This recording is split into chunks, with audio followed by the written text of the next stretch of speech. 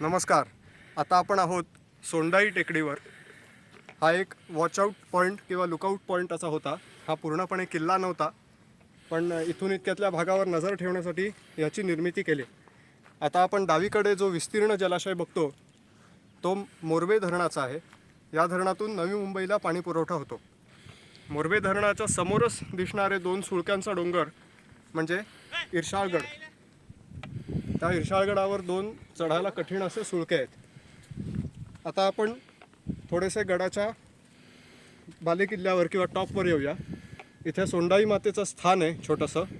इथल्या स्थानिक गावकऱ्यांची श्रद्धा आहे. त्याच्या मागे जो डोंगर दिसतोय तो माथेरानचा डोंगर आहे आणि माथेरानच्या पलीकडे प्रबळगड असा हा किल्ले आणि डोंगरांनी भरलेला भाग आहे.